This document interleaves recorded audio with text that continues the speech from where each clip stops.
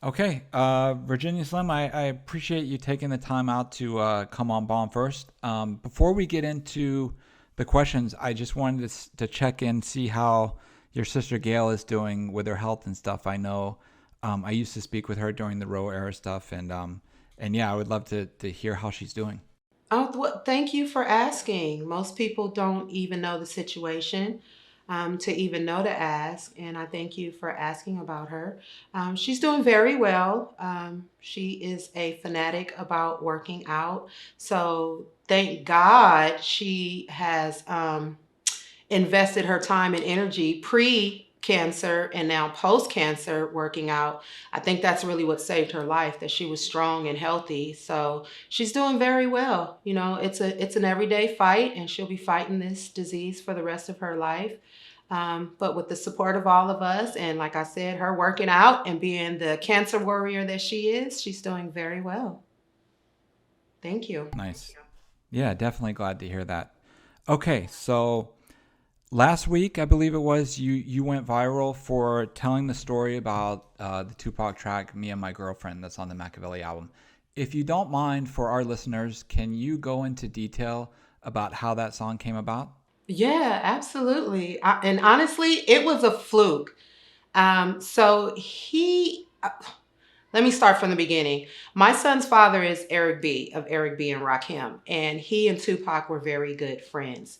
And one night we were all meeting at a nightclub somewhere on Sunset, and it was a night where he really did not want to be bothered with fans. Like he just did not want to be there at all. And of course, he always had the Outlaws with him whenever he was out and about. So he had those guys with them. And when Eric and I pulled up to the club, he was standing outside in the front. He hadn't gone in yet. So we were all kind of pulling up around the same time. And he decided to leave his car keys with the Outlaws, and because we hadn't we hadn't valeted our car yet, to jump in the car with Eric and I. And he was like, I don't want to be here. Let's go do something else. So he jumps in the car with us, and we left that nightclub. So we went back to our house. At the time, Eric and I had just moved in with Eric B. So it really wasn't anything that Pac wanted to do. He just wanted to discuss some of the things and some of the plans that he had on his mind with Eric. So we went back to our house, and we were sitting in the living room, and he was telling us all these ideas about what he had coming up. Everything from Gridlock to what was the other movie he was working on at the time?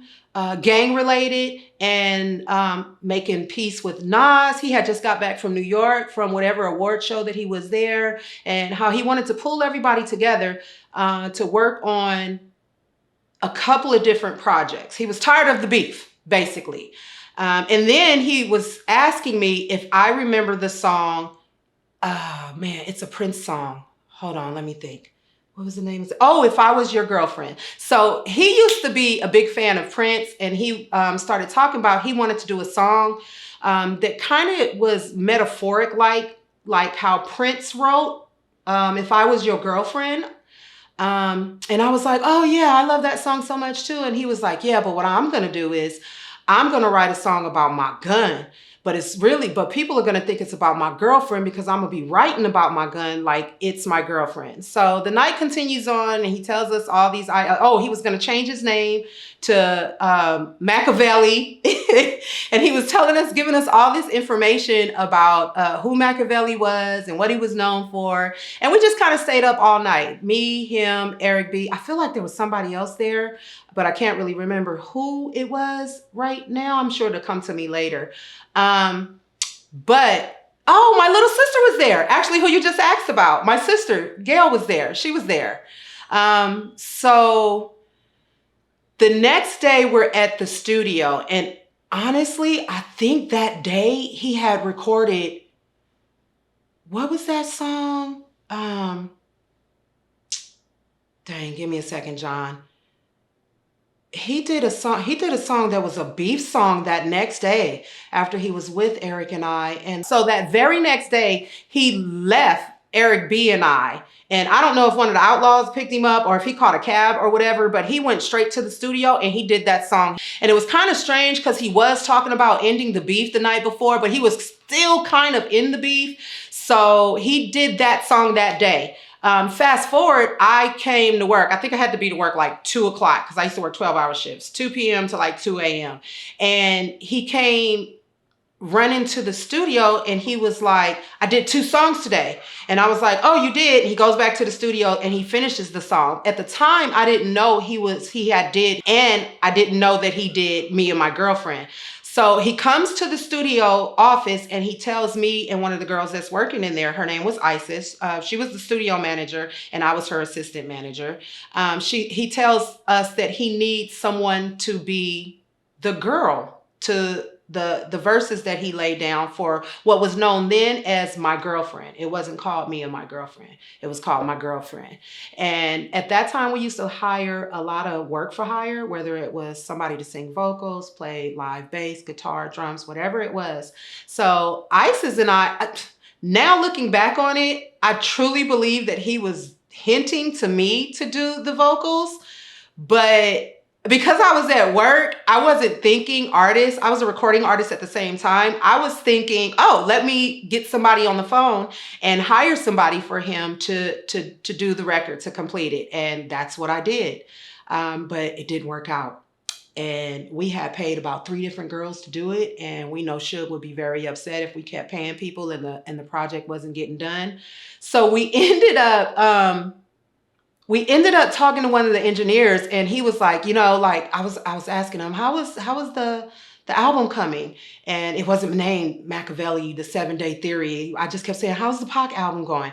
And he was like, good, except we don't have the vocals that we need for My Girlfriend. And I was like, what do you mean you don't have the vocals for My Girlfriend? And he was like, yeah, like we got to get somebody else to do it. Like we're having a really hard time getting somebody to do that. So I'm thinking to myself, like, let me go talk to Pac, because he was at the studio the day that the engineer was telling me that story, that he didn't have anybody to do it. Like it wasn't turning out right. It was coming out really horrible. So I go back into the studio, and as I'm making my way back to Studio A, there's this long hallway from our office leading back to where Pac, to get back to where Pac is, but he's coming towards me.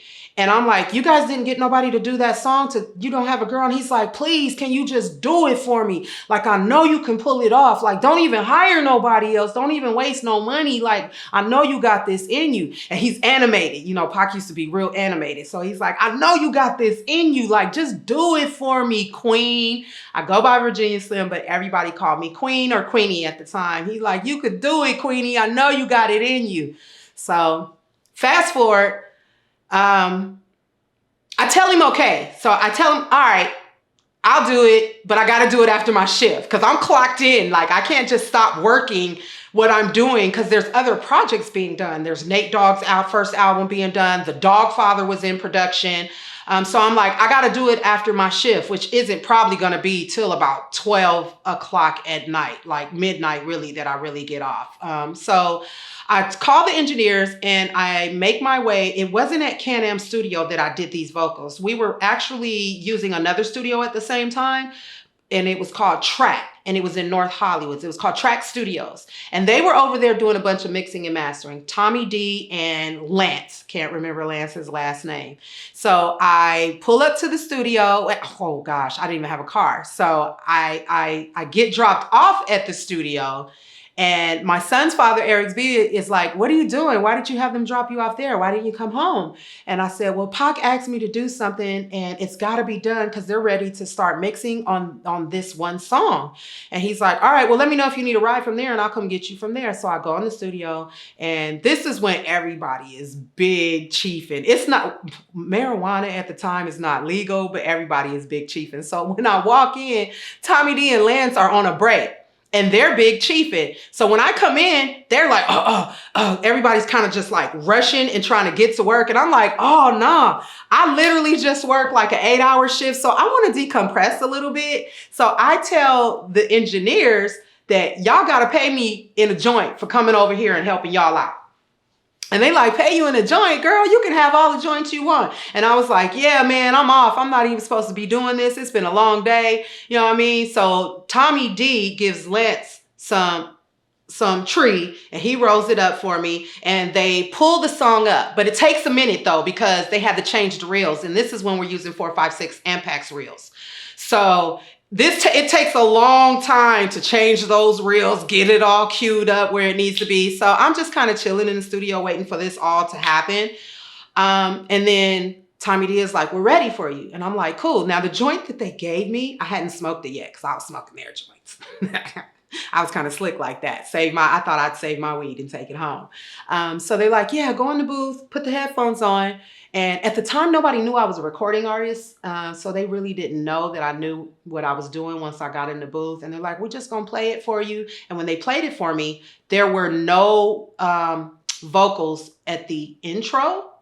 And then they fast forward the reels, and then they let me hear the blank airtime that Pac needed the most vocals on. So they rewind it from the top, and I'm like, let me get a count. I'm also a dancer, a trained choreographer and a dancer at the time. And I'm like, let me get a good count so I know when to stop, when to start. So they played the intro of it, and I did the count. I light the joint. I put it out, drink a little bit of water, and I just ran it off the top of my head. You motherfucking right. I'm the bitch that's keeping it live and keeping it hot when you punk ass niggas don't. Nigga, West Side, what? Bring it on. Look for me, lost in the world, and it went. Ooh, I got goosebumps talking about it right now. And it went perfectly. So Lance and Tommy D is like, they're doing a little jig and they're screaming and hollering. They let it, like, I can hear them through the headphones. And they're like, oh my God, it was perfect. Now, me being a perfectionist, I want to hear it. And then when they played it back, now I'm getting goosebumps and I feel good about it. But when they played it back, I was like, nah, let me do it again. Like, let me get another take. I can do it better than that time. And they were like, hell no. They were like, absolutely not. We don't even need another take of that. And I'm like, well, okay, I'm kind of in my feelings because I'm an artist. And like Erykah Badu said, I'm sensitive about my shit. So I don't even want to do anything else at this point because I feel like I don't really have creative control. So I'm like, all right, then I'm done. And they like, nah, you got to do the second part. And now I'm hearing Pac in my ears as they're telling me I got to do the second part. I know you got it in you. Just get it done for me. And he used to beg like that. That's how he begged me to do it. So I'm hearing him pleasing and begging, even though I'm mad at Tommy D and them for not giving me a second take of it. So I'm like, all right. So they fast forward the reels to the blank part. And I don't even know what I'm going to say at this part. Because as I'm listening to his lyrics and I'm running back the description that he gave me the night before, the night before he recorded the vocals with me and my baby daddy, I'm like, I don't even know what a gun is supposed to sound like. Like, I grew up in the suburbs. I'm trained in ballet and jazz. I've been on tour with R&B acts. I just work for the most gangster record label in the world. You know what I mean? So I'm like, I don't even know what a gun sounds like being shot in real life, let alone try to make myself sound like a gun. So they run it back, and after I get the count, they like, are you ready? And I remember telling them this. I said, I don't know what I'm doing, y'all. So whatever y'all do, don't stop recording no matter how corny it gets, right? So they let me hear the part where Pac is saying, one shot, make a nigga heartbeat stop. And I didn't know they was recording, but I just went in. What? I'm busting on all you niggas. I'm ducking high. I'm on your ass. Die, nigga, die. And then I'm saying a whole lot of stuff that comes after. And then I kind of my voice gets kind of, because my throat is dry, and they stop recording. And another celebration dance goes on. And once they finally mixed and broke up everything and added the gunshots, and I think there's a sound of a bus going by, the sound of some tires screeching, like the people that I'm shooting at is trying to get away from me. That's how you got the masterpiece of Me and My Girlfriend. I got goosebumps now. And that's how that song came about. It was a total accident, but it was a work of art. It was a total accident that became a work of art. Yeah, that song is definitely notorious. Let me ask you this. There's a version that leaked that's like a rough mix version. that has you just on the intro part, but not, like not the second part where you cut into Tupac's verse. But you're saying that you did both of them the same day, right? Yeah, I did them. I did them same day, same time. But the reason why that probably came about is because like I just kept running. Like it's shorter now when I'm telling the story, but when I laid that second part, it was long. They told me that they would be able to, this is when Pro Tools first started. They told me not to worry about it, that they would be able to cut, copy, paste, put what they wanted and needed wherever they needed it to be. So I probably was on that rant as the gun for a good 2 minutes. And I'm sure that's probably how that other version has come about. Okay, gotcha. That makes sense. Yeah. Okay, so let me ask you this. So after the songs come out, I saw on your Instagram and on your TikTok that it's been a bit of a challenge to try to figure out your credit and your royalties and all this stuff. I know you had mentioned, reaching out to the estate, and that Suge at one time was going to help you. Do you think that when it came to Suge, that he didn't know how to help you, or you think he just didn't help you? Like, what do you think happened with that situation? It was so complicated at that time because Suge went to prison. And I honestly don't think Death Row meant to leave me out off of the credits and out of getting me my royalties at that time in 96. Because Pac passed away, Suge went to prison. They shut down the recording studio at Can-Am. I was laid off. Isis was laid off, the other girl that was working there. And then it became really hard to get in touch with anybody at Death Row. I don't even know who was running it. I know everybody kept telling me that I needed to talk to Roy and Norris because Suge was in jail. And I don't know if you guys know who those people are, but they worked at the record label. The people that worked at the recording studio were different from the people that worked at the record label, but we all worked under the Death Row umbrella. Like all of our checks said the same thing. And some of those people I didn't even know. I knew them by voice, but I didn't even know what they did for the record label. So after months of trying to get in touch with somebody, I was pregnant. I actually found out the day that Pac passed away, September 13th, 1996. I drove back from Las Vegas early that morning and I went right to a clinic and found out I was pregnant. So trying to get in touch with someone in the label and becoming, I don't know, falling deeper into my pregnancy, because I found out I was 3 months pregnant at that time. I kind of backed off, and like I said, my son's father was Eric B, and we had money, and I don't think they intended it to go down because I wasn't the only person that got left off. I'm just the only person that hasn't been recognized, and it hasn't been fixed for me. I understand some producers have been paid, singers that were left off, they've been paid and gotten their recognition, and life just kind of took over for me. And yeah, it just became a nightmare, and it went on for years. So life kicked in for me, and then I became a single mom, and then I got back into the entertainment business as a dancer, and I started touring and dancing again. And each time I hired an attorney, and even when Suge got out of jail the second time I believe he intentionally didn't help me get my royalties or my recognition. The first time, though, to answer your question, no, he was in jail. He was fighting. He violated his probation, so he was fighting for his freedom at that time too. So the first time, no, but the second time, yeah, I think he intentionally didn't take care of me properly after promising me that he would. Do you have any idea why you feel like he didn't do that? I mean, do you feel like he had it to where when he got out of prison that he could have gotten it handled and just didn't? Yes. Or if so, do you know why he wouldn't have done it for you? I think he was just too distracted with honestly having a good time because he was free. I mean, Don't get me. Okay, so listen. I started working for the record label again when he got out. He hired me again to come work at the record label. The label was on Wilshire, I think, in San Vicente at the time. And he hired me to be a receptionist. It kept me from touring. That way I could be home to be a mom.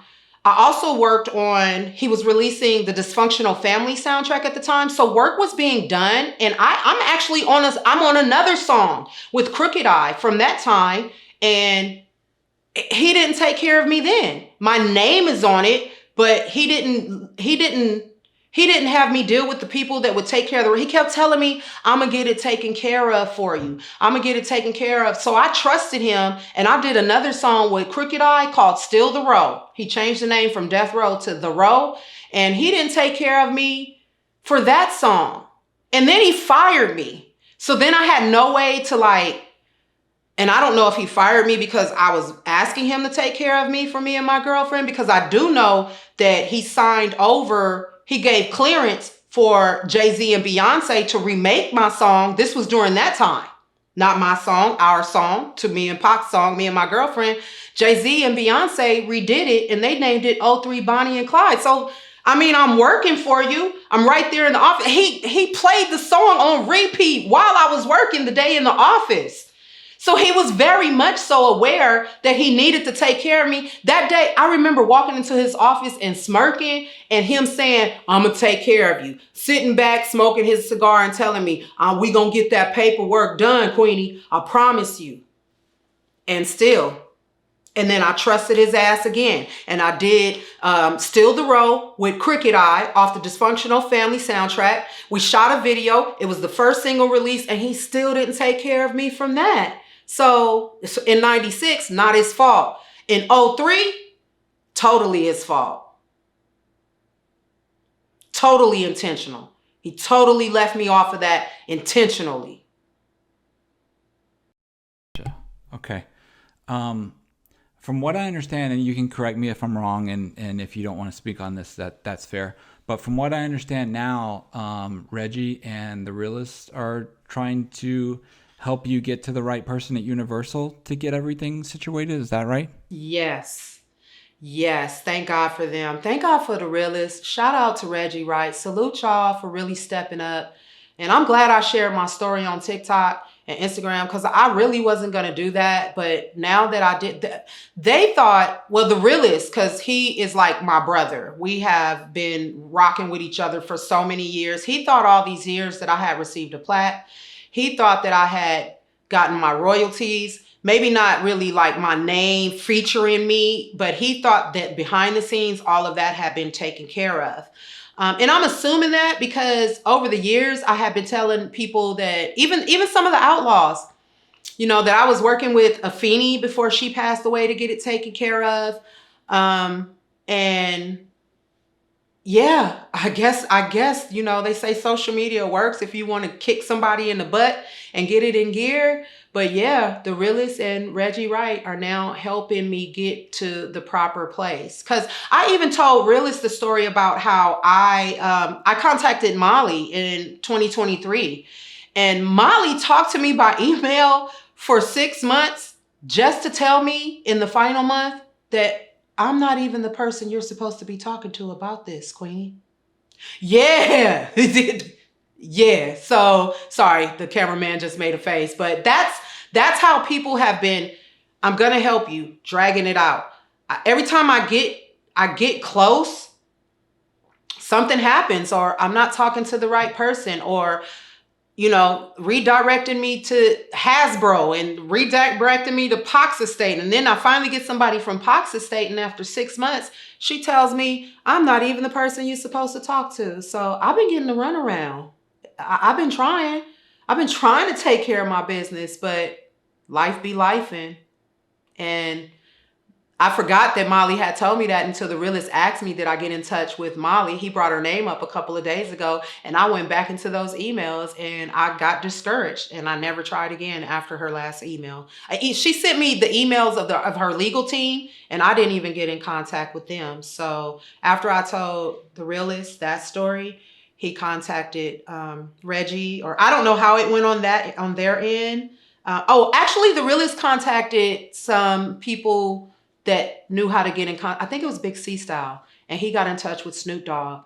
And for a while, I thought Snoop was going to be able to help me with that. And we found out that he doesn't own the rights to not only Tupac's estate, but Dr. Dre and any of the soundtracks like Above the Rim that was on Death Row.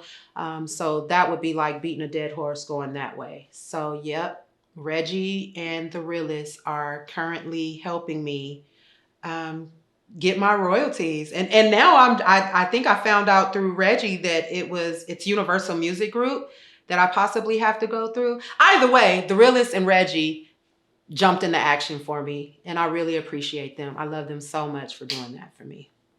So one thing that people don't know, or the diehard fans know, but the general public doesn't know, is "Me and My Girlfriend" wasn't the only song you were on with Tupac. You were on I can't remember if it's the intro or the outro, or it might be both, for a song called "Worldwide Dime Piece" that was going to be on the One Nation project, and I think they remixed it. The estate remixed it and put it out on like Tupac on a Tupac album called Pac's Life.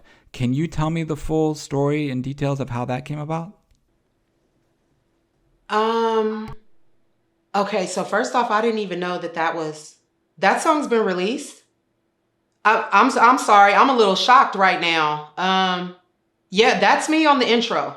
To answer your question, it's called Worldwide Dimes.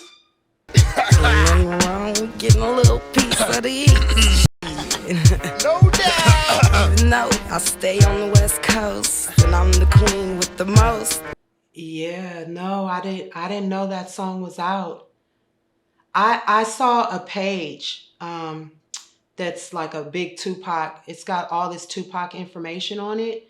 And I saw video footage of the day that I recorded that intro. So I remember doing the song. I remember doing the intro to that song, but I had no idea that it was actually put on an album and released. And now that you're saying that, I'm sure that I haven't gotten my credit. And I know for a fact I haven't gotten any royalties from it. Wow, that's wild. I keep saying that I think they renamed it to Worldwide, but actually, I think they renamed it to International, if I'm not mistaken. So yeah, once we get done with this interview, if you can like Apple Music or Spotify International, you'll probably recognize that the verse is from the one that you were on with him, in '96. That's wild. That's wild. But yeah, I remember recording that. That was a good day in the studio too, because if I'm not mistaken, that was his birthday. That was Tupac's birthday. And we were having a celebration when we recorded that song. Like it was a lot of people in the studio. The Outlaws. There was of course the engineers. There was Greg Nice. I think CL Smooth was there. I'm not sure if the guy that used to be in the group with Greg Nice was there. Oh man, we had us a good time. All of the Outlaws were there. But I do believe that was Pac's actual birthday. I think that was June 16th, 96. And yeah, he asked me to go in the booth again and say something. He never gave me any direction. He just used to say, he worked like that though. He really liked for people to just go and do their own thing and run it how you feel. And he gave you your own creative freedom, whether it was singing, playing bass guitar, or just doing intros and skits like I did. He really didn't give you a whole lot of direction. He just told me. I remember him saying, "Man, go in there and do one of them intros for me." And I went in there and I did that. And now that you're saying it, I kind of remember what I said, but not fully. I don't even remember how the song goes, but thank you for that information. I didn't know that was released years ago. That's crazy. I was wondering why on social media people kept asking me about that. I've been getting ever since I went viral last week, and I'm like, why do people keep asking me if I'm the girl on that intro? And I didn't know it was released on an album. So yeah, good to know. Looks like I'll be trying to get the royalties and the credit for that now too. Yeah. Okay. So let me ask you this. So obviously, working at the studio, I have to believe that you saw and you witnessed a lot of legendary stuff, but also a lot of crazy stuff. Are there any like wild or crazy stories that stand out to you from your time in, working at the studio? Oh gosh. See, a lot of things that I saw were kind of stupid things that didn't even have to happen. The dog pound, God forbid, it used to break my heart. And I don't know if any of these dogs passed away. I remember there being like dog fights in the studio.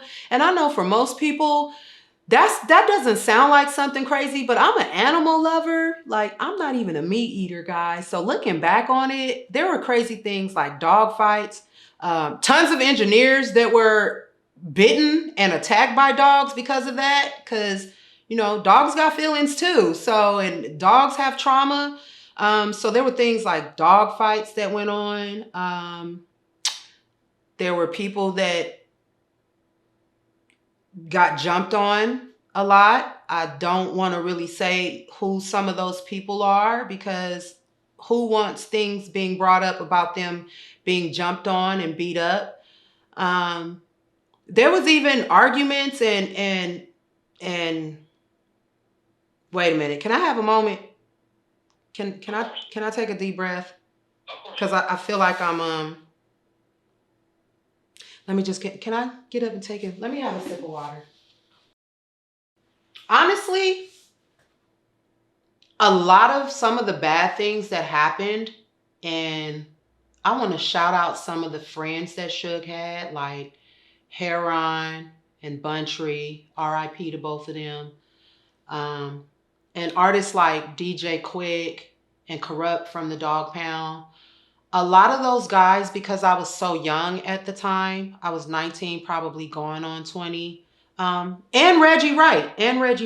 I believe that they protected me from seeing a lot of bad things that were happening in that recording studio when it came to people getting jumped on, or if there were women that were disrespected in any kind of way. I will say that I did one time at a Jodeci concert. I saw Suge put his hands on a woman backstage at that concert. We were all backstage, and it was, I believe she became one of his baby mamas later down the road.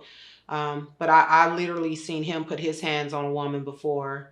But anything that was actually happening in that recording studio, all of those gentlemen and Pac and the Outlaws, they made sure that I didn't suffer too many traumas there. And I've heard some of the stories, and the crazy thing about it is I couldn't believe that when some of those things happened in that recording studio, that I was actually there at work. And I was such a beloved energy that I was well protected from a lot of the things that were happening in Suge's office, that were happening in, like, right around the corner from, or if you went out through the backside of the studio, Suge had a full gym in there, with mirrors and everything. So a lot of those beat downs went on behind closed doors. I was there when they went down, but I was very much so protected. And I thank everybody that went above and beyond, even those that ain't with us no more, that protected my innocence.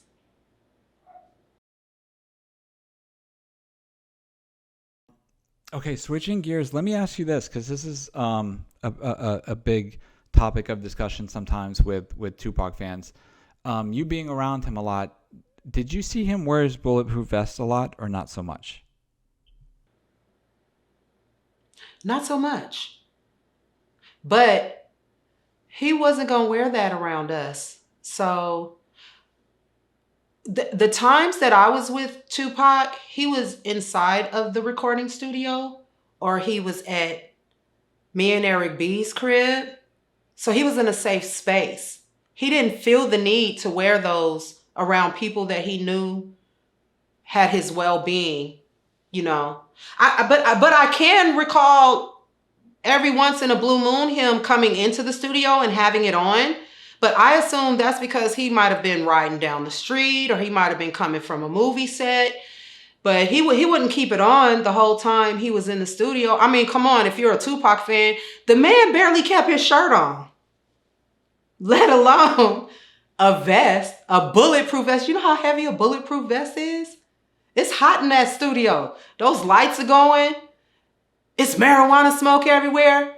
And he was a big Hennessy drinker. So if the man couldn't keep his shirt on, come on, y'all. A vest, a bulletproof vest all the time. So my point of view, not as much as no. Every now and then, yeah. And if he came in with it on, he took it off. Who's shooting in the studio? Who was shooting? If he was wearing them, then we all needed to be wearing them. And I didn't wear one. So that don't even make no sense. Okay. People say different things about this, and I want to see if you ever overheard or if he said anything. Did you get any sort of chatter or any inkling that he was going to leave Death Row? Yes. That he wanted to. This is what he told me. Okay, so I got to give you a little backstory. When Me and My Girlfriend, which was my girlfriend, was finished, I hadn't heard it, but he did. And one day he came bopping into the manager's office and he was like, "Did you hear our song?" And at the time I'm like, "I don't know what you're talking about." Like, no, he didn't say our song. He like, "Did you hear the song?" And I'm like, "What song?" And he like, "The song. Did you hear the song?" And he's having a hard time expressing himself. And I recall my coworker saying, "This is a studio. We hear all the songs." And I'm a smart ass. I'm like, "Yeah. So what song are you talking about?" And he's like, "Me and My Girlfriend." And I'm like, "No." He's like, "My girlfriend." And I'm like, "No, I haven't." And he like, "You haven't heard the song that we did together? You haven't heard our song, really?" And I'm like, "No," because when they were doing the mixing and the mastering, they were doing it over a track. Most of the songs that I heard were like Hail Mary, that was being mixed and mastered Where We Are. It was all types of other songs that were being mixed and mastered at Can-Am. That song that we were on wasn't done there. And this was actually Wednesday before the fight. And he tells me that he was thinking about, he has shot the video for All Eyes on, no, not All Eyes on Me. He has shot the video for I Ain't Mad at You. But now that My Girlfriend is complete, he's thinking about shooting the video when he gets back to that. And if I haven't heard the song, he didn't have time to play the song for me because he was on his way to set shooting Gridlocked or Gang Related, whichever one, but he didn't have time. But he wanted to basically give me my flowers and tell me that he was proud of me and I made the song and it wouldn't be the same without me. And I really brought his vision to life. And he asked me, "Where did you get that from?" And I said, "Well, it kind of came off the top of my head." I said, "But I'm a performer." He didn't know. He just thought I was a dancer. I said, "I'm in a girls group and I'm singing and I'm dancing and I'm doing all kinds of stuff, Pac." And he was like, "Why don't nobody here at Death Row know that you do any of that?" And I told him, "I don't want to be signed to this record label." And he said, "Neither do I." He said, "I got one more project." I think he said, "I got not one more. This last project that I'm working on right now fulfills my contract with them. And then I'm going to start my own record label. And matter of fact, I want you to come with me. So don't tell nobody. If you ain't told nobody, don't tell nobody now. Because after what you did on Me and My Girlfriend, I want you to come and be on my label. It's going to be you, me, the Outlaws. Storm of the Outlaws was going to have her own solo project. But you can't tell nobody my idea or the idea for the video that I want to do. Because the production company that I'm working with, I'm going to have them shoot it. And then we're going to pick which one is the best video. So, yeah. And that night that he spent with me and Eric B, he talked about leaving the label too. And how he got caught up in the East Coast, West Coast beef. And it's not what he wanted to continue doing. And he and Suge were having creative differences on where the music needed to go. Because honestly, he felt like he said what he needed to say. He had called out who he needed to have called out already. And going in a circle was counterproductive to where he wanted his career to go. And because he was on, what do you call it when you bail somebody? He was on bail.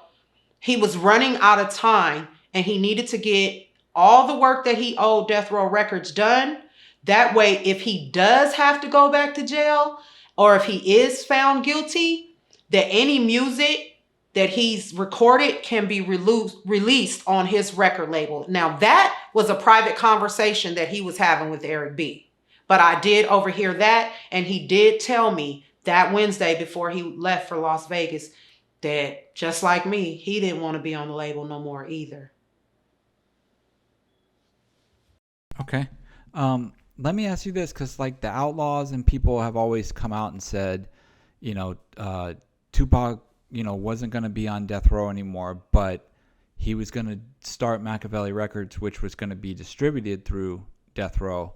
Do you think that's what he was referring to? Or do you feel like he truly was like, I want to be completely separate from this label? No, I believe he wanted to be completely separate from that label. Completely separated. I don't think he liked the beat downs. I don't think he liked the womanizing. I honestly think something in him clicked after he got all of that anger off his chest from the abandonment that he felt from all of his so-called friends on the East Coast and everybody that had abandoned him when he went to prison. I think once he got all of that off of his chest, once he saw how Death Row was being ran, and I hate to say it like this, but I have a term called nigga business. I don't think he wanted anything to do with that. I think he really started to really think about, and I don't know if his mother, Afeni Shakur, was an influence on this, but I think who he was as a man and how he was raised was totally against everything that was happening at Death Row Records. And I'm talking about his Black Panther connection. He was all about, growing up as a Black Panther, the unification of Black people. And what he witnessed there, and I'm sure he witnessed way more. Like I said, they protected me, so I didn't see a lot of things. What he saw really went totally against how he was raised.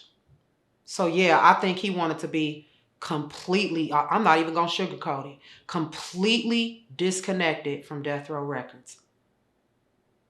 If you don't mind, can you tell me where you were and how you found out when Suge and Tupac were shot, and then obviously later when Tupac passed away? Yeah. I hate reliving this moment. When Tupac was shot, and Suge, because Suge was grazed by a bullet too, I was in LA. That same conversation that I had with him about him wanting to leave the label and why I wasn't letting anybody know that I was a rapper and a singer. That day I told him I had a flight booked to Vegas. I had a room at the Luxor. That was our favorite. That was like the Death Row Records hotel to stay in because it was very new and we felt like king and queens being in there. I told him in that same conversation that I had canceled my flight and my room. And he was like, why? And at the time I didn't know, but I wasn't feeling good. And I found out later that I was pregnant. But when I found out that he and Suge had been shot, I was at home. And Eric B called me. And he was like, I got something to tell you. He said, I got some really bad news. And I was like, what? And he was like, your man's been shot again. In his New York tone, yo, your man's been shot again. And I was like, my man's? And he was like, Tupac, Packy. I used to call him Packy. And he was like, Pac, he been shot again. And I was like, he been shot again? How? Why? Like, what happened? Where are you? And he said that they were entouraging on their way to 662. And a car drove up and shot him and made a right turn. And he wasn't the only one got shot. Your man Suge was grazed by a bullet too. And I was like, grazed by a bullet? And he was like, yeah, in the head. In the head, son. Your man's and them been shot. I'm in LA. I'm in shock. But then he says this. I said, well, is everybody okay? He said, man, your man's pop literally walked himself to the ambulance. So he gonna be all right. And I'm like, okay, but more details. He like, I think you should get to Vegas. You should just come to Vegas. So the next morning after getting that phone call, I jump in the truck. Eric B had a truck that he drove, a big gas Suburban, and Isis and I drove beeline to Vegas. And we were there. So he got shot on Saturday. We got there Sunday night, and we were there literally until late Thursday night, early Friday morning.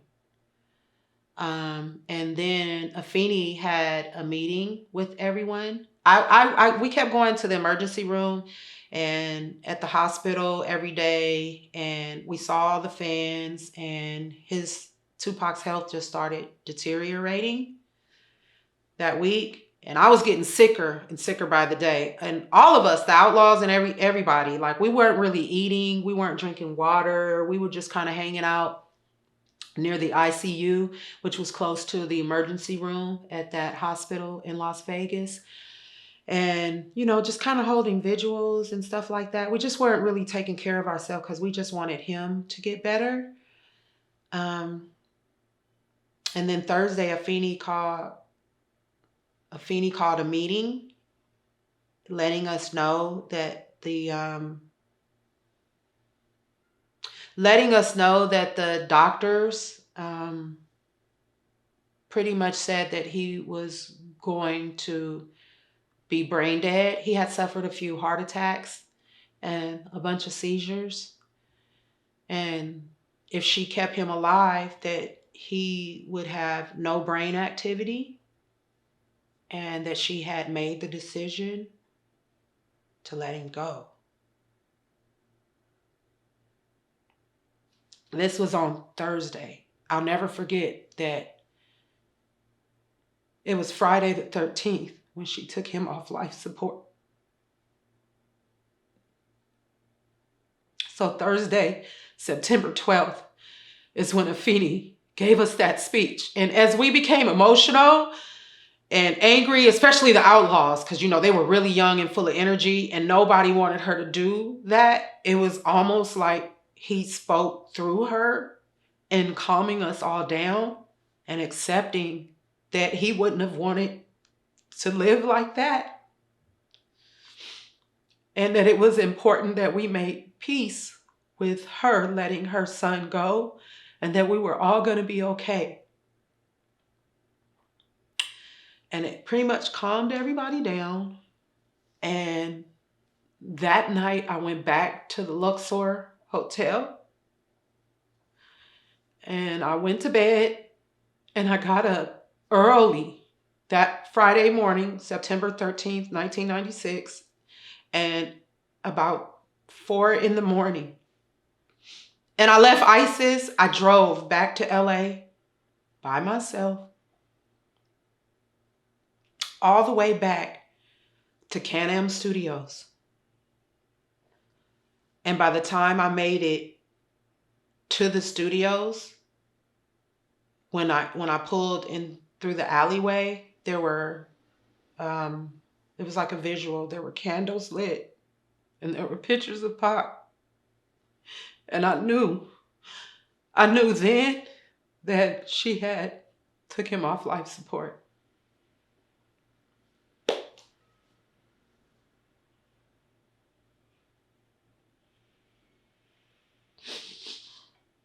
Still hurts. It still hurts to this day. Like, I was so young, it still hurts. And I went home. I didn't even go inside of Can-Am Studios. I didn't even go home actually because I was feeling so bad and I had a funny feeling that I might be pregnant. I went to a clinic and I got a pregnancy test. And it was like on the same day a life was taken and a life was given because I found out I was pregnant with little Eric. And then I went home.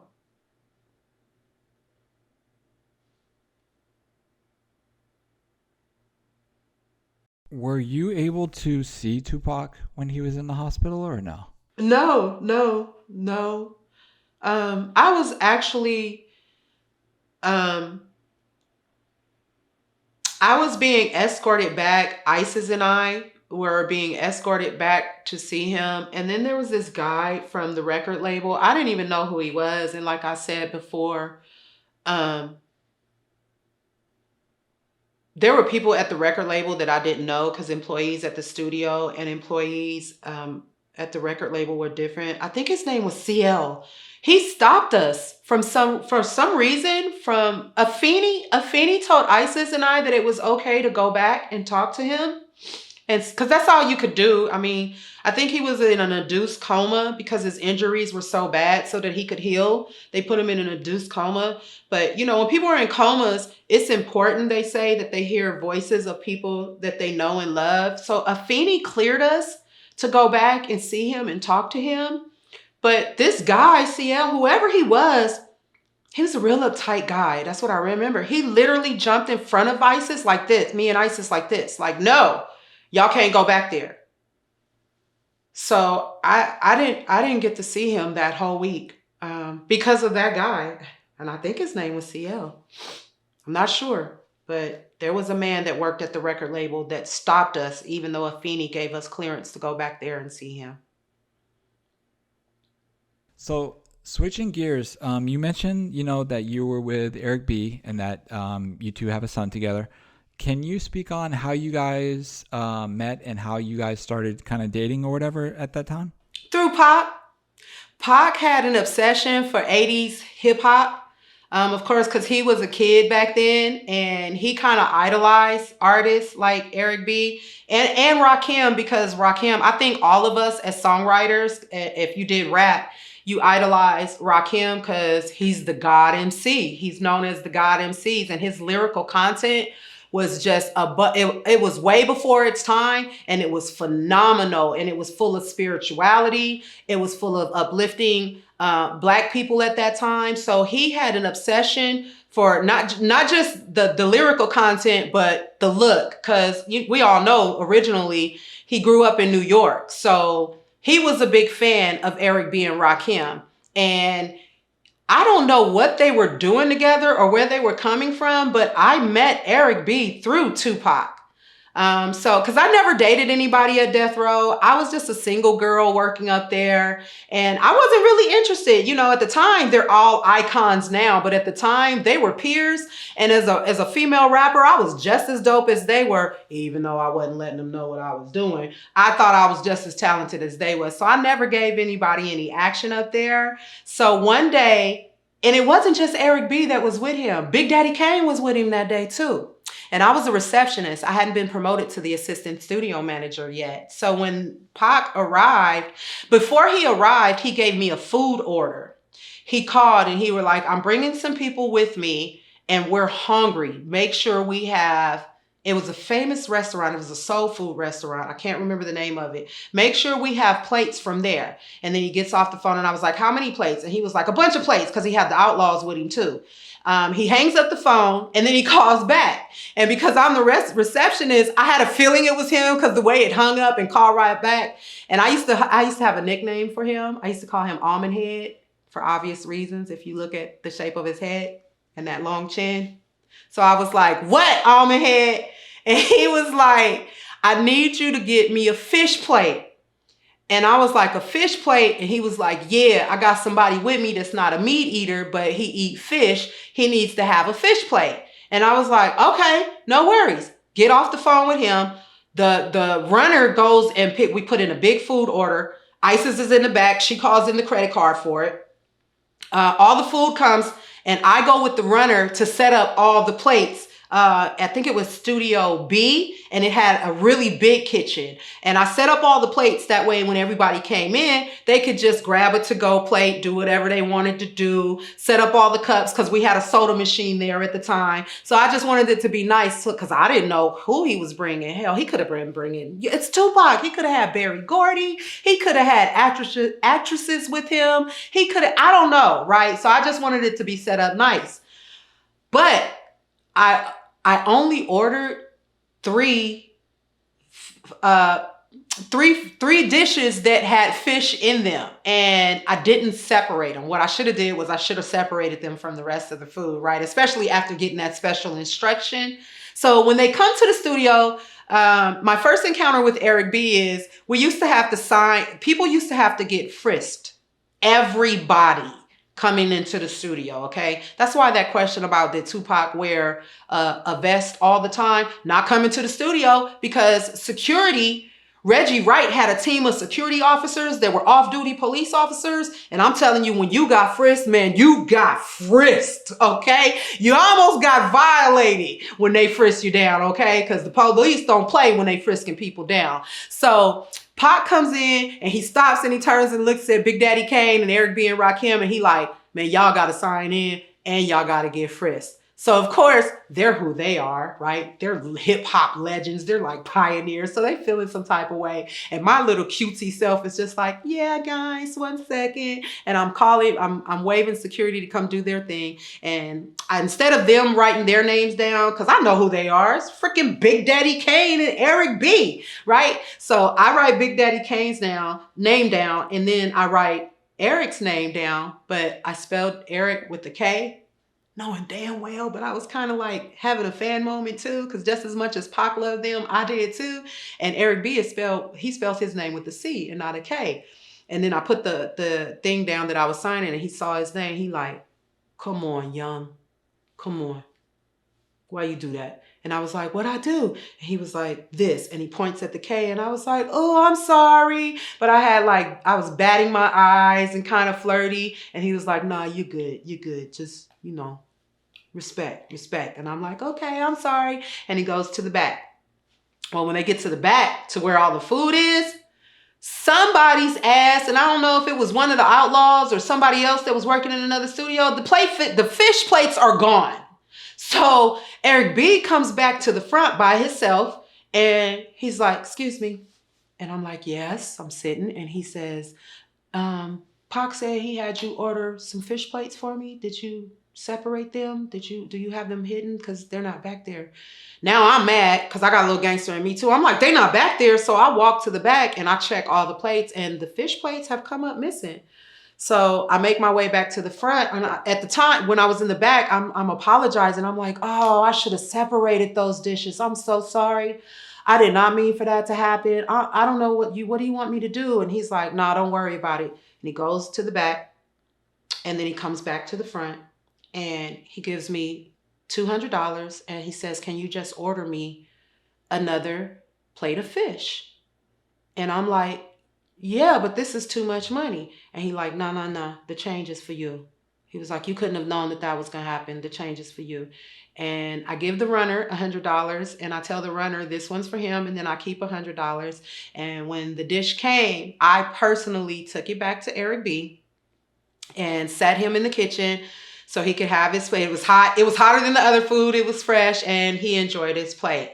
Fast forward 2 days after that, Eric B calls up to Can-Am. Now, him and Pac are kind of just hanging at this time. And I'm doing my normal, going to work, going to recording studios, going to auditions to be on dance videos. He calls the studio, and he called to speak to Tupac. And he like, yo, is Pac there? And I was like, nah. And he was like, what time you expect him? And I said, well, I can't really give you that information. I couldn't tell people what time the artist, no matter if they were a big famous artist them damn selves. I said, well, I can't really release that information. He said, but he told me he was going to be there. And I was like, yeah, he hasn't arrived yet. And then he says, well, why don't you let me take you out? And my dumb ass, as young as I am, and my first response was, who?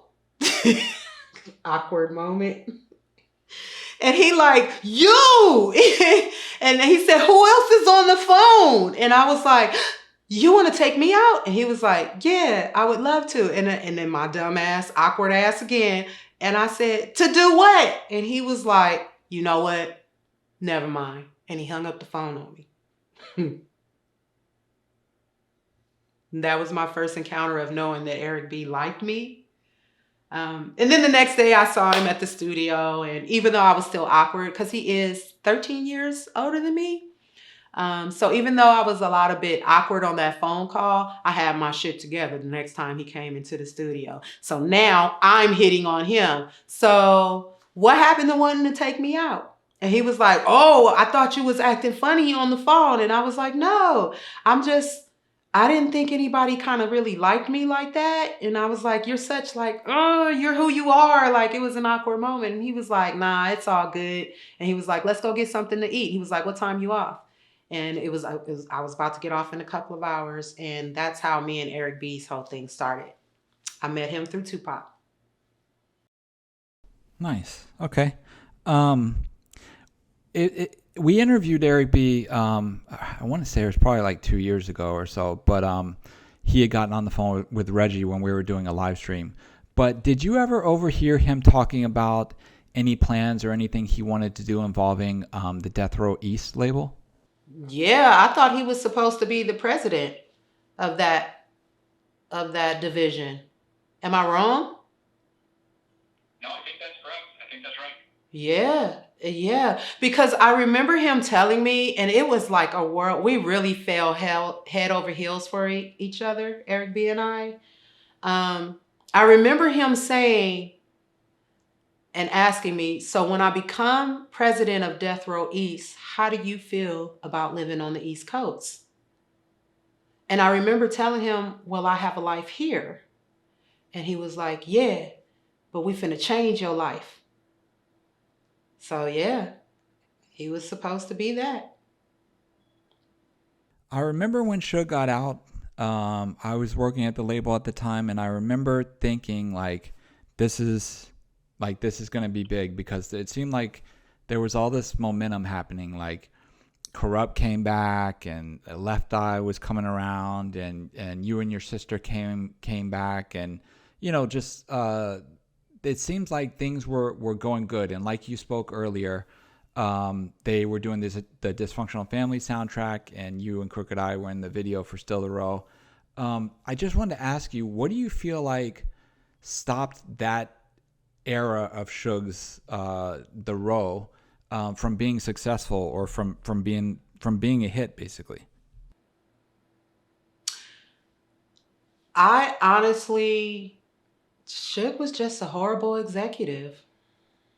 I think he was concerned with too much of the wrong things instead of the business things, I think he invested too much time and energy on, he had been in prison for a long time. And like anybody, even if I went to prison, getting out and being focused on running a business probably would not have been the first thing on my mind. So I think it was a lot of distractions. I think it was a lot of things that he had missed out on those years that he was locked away. And I think he was trying to catch up with life, with kids, with baby mamas, with girlfriends, with side pieces he had. I don't know. I think it was overwhelming for him too, because now the attention had shifted from the actual talent to him. Now the lights and cameras and actions was on him. Years ago when he said what he said about Diddy at the Source Awards, all in the videos, all in it. I think he was more focused then on being a executive. And then when he got out, that was big news. I don't think he was used to having that type of attention. Now the reporters want to talk to him. Now the reporters want, you know what I'm saying? Everybody wants to get an exclusive. And I think he got distracted in going from executive to almost becoming like a star because of, everything that happened, and doing this first interview with that person. And I think there's a magazine with him, Eastwood, Lisa Left Eye, Corrupt is on the cover.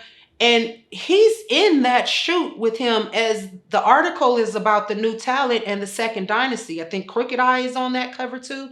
I don't feel like Suge even had any reason to be in that picture, but I think the lines for him got blurred between being an executive and being the face of the label now. Because the artists are really the face of the label. And I think he didn't know between that and life, trying to catch up on all the things he missed. I think the lines became blurred. And honestly, now that I know a lot of things, a lot of dirt that he did to people while he was in prison, people like Jimmy Iovine, Dr. Dre, the executives at BET, MTV, I think the industry blackballed him. And I think those of us that were artists during that second, I like to call it the second dynasty, suffered from all the games and all the bullying that he was doing while he was in prison. Because I wasn't there during that time, but I was still connected to the realists. We had our own thing going, so I was still hearing a lot of things that he was doing, releasing videos, releasing the address of where Dr. Dre lived. I think a lot of that had a lot of powerful people blackball him and anybody that was affiliated with the label at that time. And that's why nothing happened. So Reggie did a segment a while ago about an incident with you and Mike Tyson. I wanted to see if you would be okay if I called him and connected you two so that he could talk to you about that. Are you cool with that? Yes. Okay. I love All right, that. What up, Jay? Hey, I got Queenie. We're just kind of wrapping up the interview, but I wanted to connect the two of you so that you guys could clear the air in regards to that old segment that was done talking about her and Mike Tyson. So you guys are connected. She can hear you now, so I'll just let you two speak amongst yourselves. Well, first of all, shout out to Queenie. I appreciate you coming on Ball First and giving us this interview. I should have reached out to you earlier because I always known how to get a hold to you, and just apologize to you for putting that story out. And so I want to officially apologize to you publicly, since I said it publicly, and just to say that I'm sorry for saying that. And I realized you was young. I was young in the YouTube game, didn't really understand how things affect people that you say, whether it's true or not. I'm not saying that it is or isn't. I'm just saying that it affects people and with their kids, or their kids get older and stuff like that. And, I by no means, you were always a lady when you was around Death Row. Did I mean to insinuate or make it seem like you was a sex worker or anything like that? And I know after listening to it again, that's how it came off. And I just wanted to apologize. I love what you've been doing. I love how you responded to me when I said it. You was like, what is he talking about? Why is he putting this out? Why is he saying something like that? And I just wanted to apologize to you publicly, because I said it publicly. And say, whatever, I know we got some things working, and I'm definitely going to come through with making sure you get your flat that you deserve. I'm already in communications with Molly, and whatever we can do to get to the appropriate people. Because, quite frankly, Suge and Molly aren't the ones to be contacted. It's people over at Universal.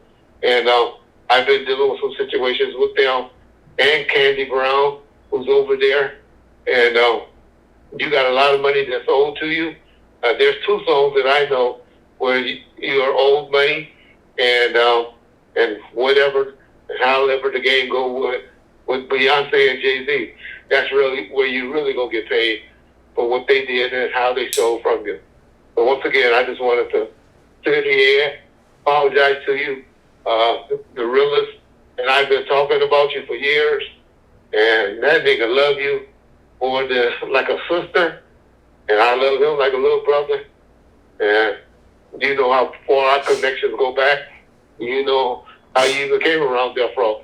And we'll leave that there.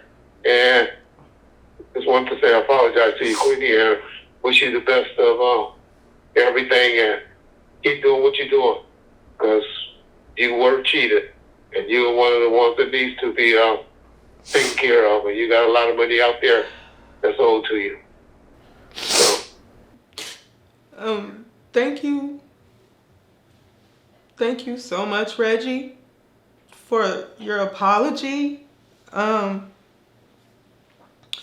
sorry, I'm having a moment. I've never told that story, and it hurt me because of how it came across.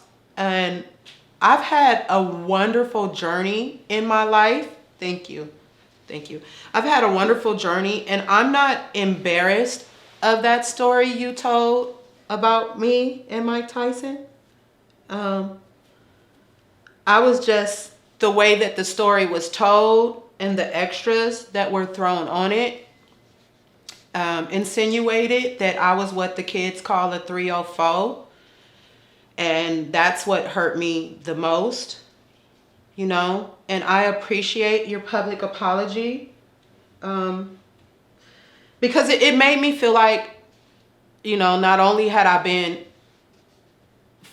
shitted on financially, but now years later, you know, things that I did in my youth are being turned against me to make me look some kind of way. And I just didn't know why, you know, why you said those things the way. And like you said, I appreciate your apology, because you were young and new to YouTube, and, you know, you couldn't have known how it was going to affect me and my son. So I appreciate your apology a lot. I don't know if you've noticed, but now that story is starting to resurface again, and it could have long-term effects on me and future business and my son. So I appreciate your apology. You are my friend. I said it earlier in the interview. I feel like a lot of things, the bad things that happened at Death Row Records during the 90s, I feel like you and your team of officers, along with, you know, some guys like Heron and Buntree, I feel like you and your team protected me from seeing a lot of things that could have been traumatizing to me, because you loved me like that. So that's why I was a little hurt and confused about that story. Not ashamed, because how many women get to say they slept with the heavyweight champ of the world, right?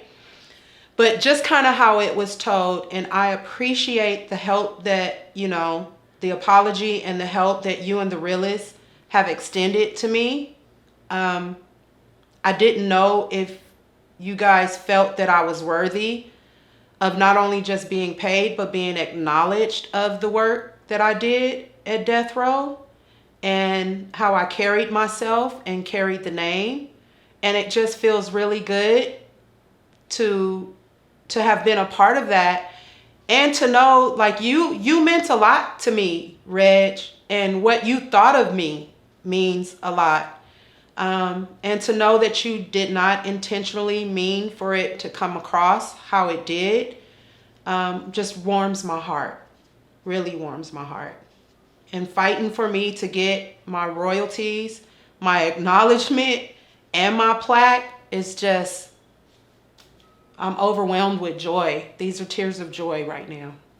And I thank you for, I thank you so much. Like, I thank you for even wanting to do this interview and letting the world know who I am and what I've contributed to not just Death Row Records, but to hip hop as a whole. And that's why I chose to do this with you and no other platforms. Respect, Queenie. We're gonna leave it there. And once again, I honestly didn't know that you weren't getting your royalties, as you should. I really thought stuff was getting cleaned up. But now that we know that it's not, I have been in communication with Molly all week, and she has been helping me as well, and she does remember speaking with you. But But as you said and she said, hey, I'm not the appropriate person. It's universal that you need to be talking to, Reggie. And I'll be getting you those numbers. And the plaque thing has already been approved. I told the realtors what to do. And so Molly will be approving that for you. So, Okay. yeah, shout out. Thank you. I love you, Reggie. You too, Queenie. Right on.